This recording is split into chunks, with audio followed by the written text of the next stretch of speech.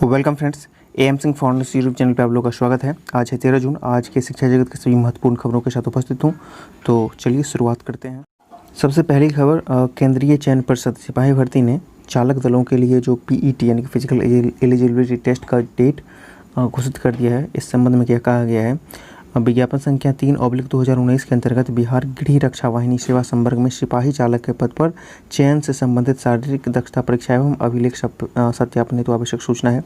इसमें स्पष्ट कहा गया है कि सिपाही चालक पद के कुल 98 रिक्तियों के विरुद्ध लिखित परीक्षा के आधार पर अगले चरण यानी कि शारीरिक दक्षता जाँच परीक्षा के लिए चयनित उम्मीदवारों का परीक्षाफल दिनांक 29/5 को घोषित किया गया था। उपरोक्त शारीरिक परीक्षा यानी कि पीईटी दिनांक 13/7/2020 ठीक है से शहीद राजेंद्र प्रसाद सिंह राजकीय उच्च विद्यालय पटना हाई स्कूल गर्दनीबाग इटना में 8/2 में आयोजित किया जाएगा। आपको पता है कि जितना भी शारीरिक परीक्षा होता है बिहार के अंतर्गत, चाहे सिपाही बहाली का हो, बिहार पुलिस का, दरोगा का, जो भी होता है वो यहीं पे होता है। राजेंद्र स्टेडियम पटना में होता है, उसको पटना हाई स्कूल कहा जाता है। ठीक है, तो वहाँ पे आपको 13/7 से आयोजित किया जाएगा।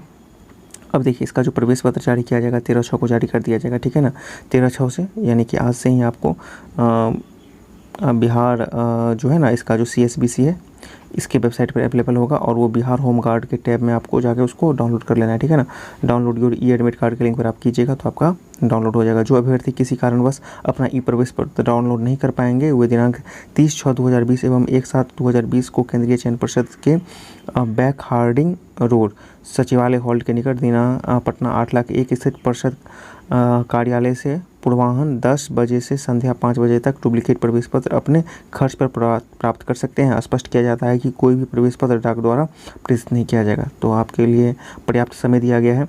आपको 13 से यानी कि आज से ही एडमिट कार्ड डाउनलोड करने का ऑप्शन अवेलेबल है, जाके डाउनलोड कीजिए। इन केस किसी का नहीं हो पाता है तो वो 30/6 के बाद और 1/7 तक आप जाके परिषद के आयोग से इसको बनवा सकते हैं डुप्लीकेट, लेकिन खर्चा आपको अपना लगेगा। विस्तृत सूचना परिषद के वेबसाइट पर उपलब्ध है। तो चलिए, ये तो हो गया आपको सिपाही बहाली के लिए, चालक दल के लिए।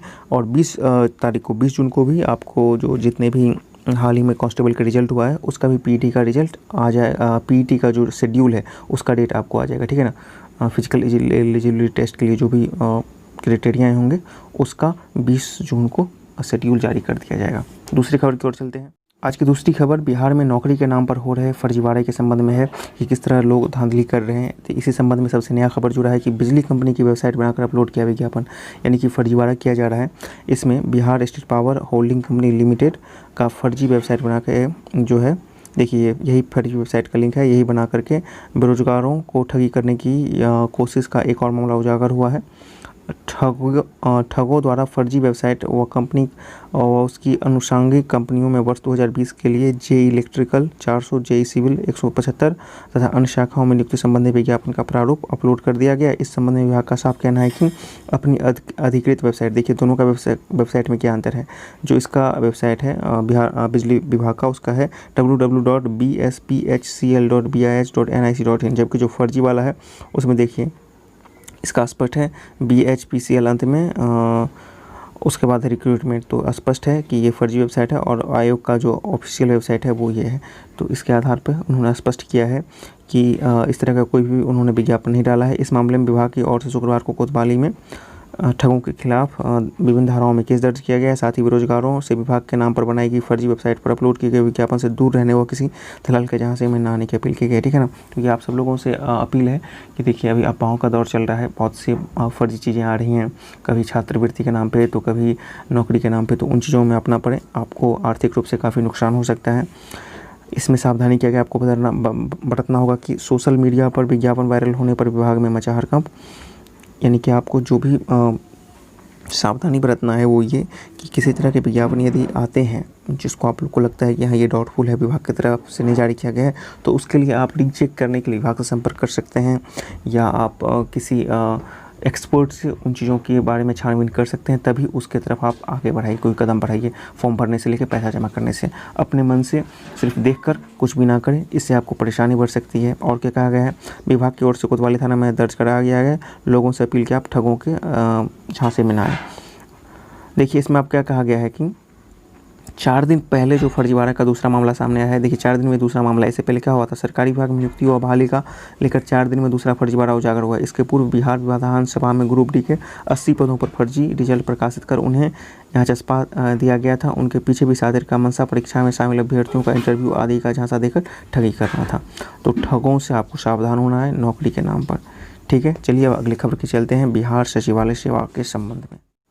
देखिए अगली खबर आपको सचिवालय सेवा से है। सचिवालय सेवा संघ विरोध में काला बिल्ला लगाकर करेगा काम, और विरोध किन किन चीज़ों का है तो उस चीज़ को हम लोग डिटेल में जानेंगे। पहले इस न्यूज़ को पढ़ लेते हैं।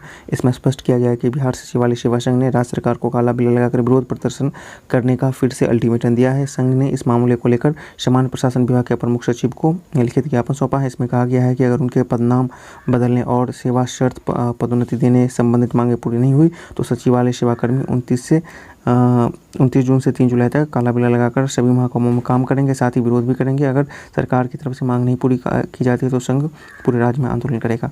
यहाँ पे एक महत्वपूर्ण चीज़ आपको समझनी होता है कि उन्होंने कहा है कि अगर उनके पदनाम बदलने और सशर्त पदोन्नति देने संबंधी मांगे पूरी नहीं की जाती है तो ये महत्वपूर्ण है। इसी के संबंध में आगे हम आप लोगों को कुछ चिट्ठी का अंश दिखा रहे हैं, उससे आपको सारा चीज़ क्लियर होगा।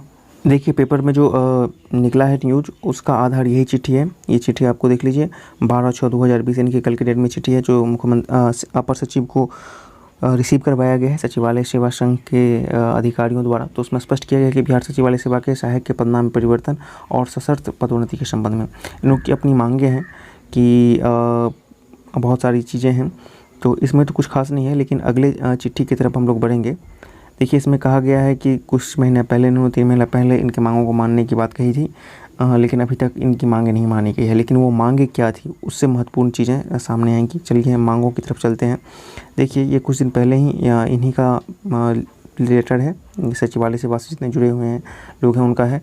इन्होंने अपर मुख्य सचिव को सामान्य प्रशासन विभाग को कुछ दिन पहले लिखा था अपनी मांगों के संबंध में। तो उन्होंने स्पष्ट किया था कि बिहार सचिवालय सेवा संवर्ग में सचिवालय सहायक के रिक्त पदों के विरुद्ध नियुक्ति बिहार लोक सेवा आयोग पटना द्वारा आयोजित संयुक्त प्रतियोगी परीक्षा के माध्यम से करने के संबंध में। देखिए बहुत बड़ी बात है कि इन लोगों का जो मांग है, जितने भी सचिवालय सेवा में भी वर्तमान में कार्यरत हैं पटना सचिवालय में, उनका कहना है कि जो रिक्त पद हैं सचिवालय सेवा के, उनकी नियुक्ति आप बीपीएससी से करवाइए। ठीक है ना, बीपीएससी से करवाइए। इससे होगा क्या कि इसके पोस्ट का जो लेवल है वेतनमान वो आगे बढ़ेगा और इनका जो पावर होगा पोस्ट का वो भी आगे बढ़ेगा।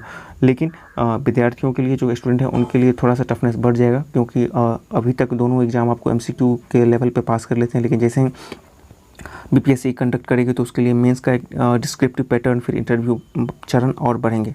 खैर मामला क्या है उसको हम लोग देखते हैं। इसमें स्पष्ट किया गया है कि वहाँ से उपयुक्त विषय के संबंध में कहना है कि वित्त विभाग बिहार सरकार के संकल्प संख्या इतना में बिहार सचिवालय सेवा का गठन केंद्रीय सचिवालय सेवा के अनुरूप किए जाने की शर्त अंकित है, जिसके आलोक में बिहार सचिवालय सेवा अधिनियम 2007 के तहत राज्य स्तरीय संवर्ग के रूप में बिहार सचिवालय सेवा का गठन किया गया। देखिए महत्वपूर्ण जानकारी आपको मिल रही है।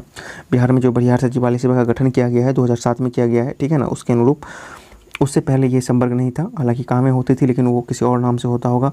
तो देखिए यहाँ पे सामान्य प्रशासन विभाग बिहार पटना के संकल्प संख्या इतना के द्वारा पुनरीक्षित वेतन स्तर संरचना के आधार पर पद का वर्गीकरण किया गया है, जिसमें बिहार सचिवालय सेवा के सचिवालय सहायक वेतन स्तर लेवल 7 समूह ख में वर्गीकृत है। ठीक है, आगे देखते हैं क्या लिखा है।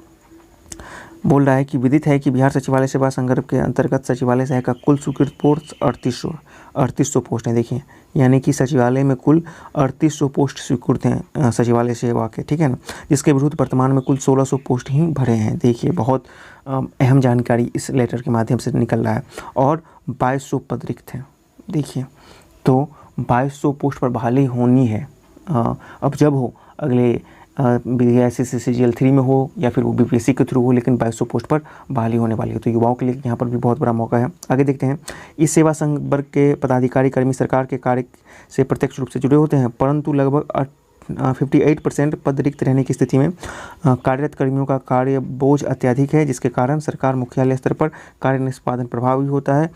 उक्त स्थिति में रिक्त पदों की नियुक्ति करना अत्यंत आवश्यक है। ठीक है, देखिए लेटर में आगे बढ़ते हैं तो इसमें कहा गया है कि इस क्रम में यह उल्लेखनीय है कि पर्यवेक्षक संवर्ग के पद यथा आपूर्ति निरीक्षक, प्रखंड पंचायती राज पदाधिकारी, श्रम प्रवर्तन पदाधिकारी तथा प्रखंड अनुसूचित जाति एवं जनजाति कल्याण पदाधिकारी लेवल 7 की नियुक्ति बिहार लोक सेवा आयोग पटना द्वारा आयोजित संयुक्त प्रतियोगिता परीक्षा के माध्यम से की जा रही है। इन्होंने आधार बताया है कि लेवल 7 के जो और प्रमुख पोस्ट हैं जैसे पंचायती राज पदाधिकारी और अन्य, उसको कहाँ पर दे दिया गया है, बीपीएससी को दे दिया गया है। हालांकि आपको ये बता दूं कि सेकंड सीजीएल और फर्स्ट सीजीएल में ये पोस्ट बीएसएससी के द्वारा ही लिए जाते थे, ठीक है ना।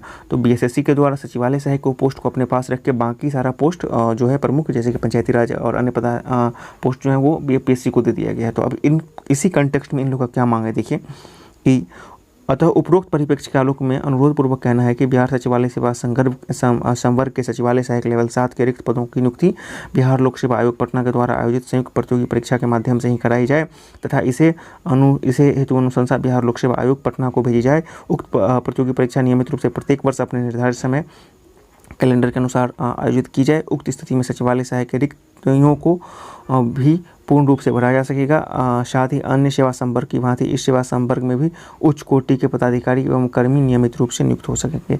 तो कहने का स्पष्ट मतलब है कि जो बीएसएससी फर्स्ट और बीएसएससी सेकेंड में जो पोस्ट बिहार एसएससी के अंतर्गत नियुक्त हुए थे, उन पोस्टों को, कुछ महत्वपूर्ण पोस्टों को बीपीएससी को ट्रांसफ़र कर दिया गया है। आपको पता है कि 64वीं में बहुत सारे पोस्ट काट के बीएसएससी से बीपीएससी को दे दिया गया था, लेकिन बीएसएससी के अंतर्गत जो सचिवालय सेवा सहायक का पोस्ट है उसको अभी तक रखा गया है। तो इन सचिवालय कर्मियों की मांग है कि इस पोस्ट को भी, सचिवालय सेवा संवर्ग के पोस्ट को भी जो रिक्ति हैं 2200 का, उसकी नियुक्ति अब बीपीएससी के माध्यम से हो, ताकि इनका जो पोस्ट होगा उसका जो पावर होगा या जो रैंक होगा वो बीपीएससी के माध्यम से आने पर शायद इसमें कुछ बढ़ोतरी हो।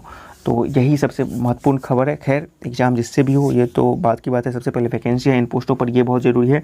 अब बीपीएससी से होगा या बीएसएससी से होगा ये तो सरकार को फैसला लेना है।